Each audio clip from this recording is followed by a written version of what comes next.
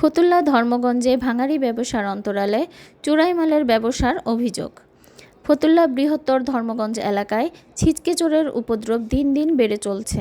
এলাকাবাসীর অভিযোগে জানা যায়, প্রতিদিন এলাকার কোনো না কোনো বাড়ি থেকে অজ্ঞাতনামা চোরের দল মোবাইল, কাপড়চোপড়, বাড়ি নির্মাণের মালামাল সহ বিভিন্ন মূল্যবান জিনিসপত্র চুরি করে নিয়ে যায়। তারই ধারাবাহিকতায় ধর্মগঞ্জ পাকাপুল সংলগ্ন মা কোল্ড স্টোরেজ থেকে মূল্যবান মেশিনের বাল্ব চুরি হয়, যার আনুমানিক মূল্য 2,50,000 টাকা।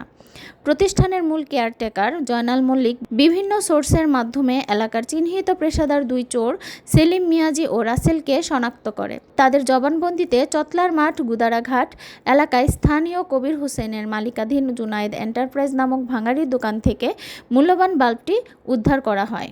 এ সময় দোকানে থাকা সিসিটিভি ফুটেজ ব্যবহার করে দোকানের মালিক কবির হোসেনের ছেলে সিফাত সামাজিক যোগাযোগ মাধ্যমে জয়নাল মল্লিককে ডাকাত আখ্যায়িত করে বিভিন্ন পোস্ট করে।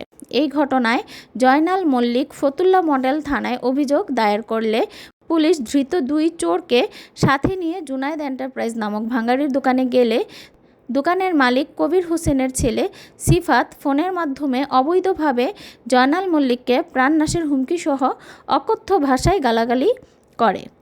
পরে ধৃত দুই চোর সেলিম মিয়াজি ও রাসেলকে নিয়মিত মামলায় জেল হাজতে প্রেরণ এবং ভাঙাড়ি দোকানের মালিক কবির ও তার ছেলের বিরুদ্ধে আইনগত ব্যবস্থা গ্রহণের প্রস্তুতি চলছে বলে জানা যায়।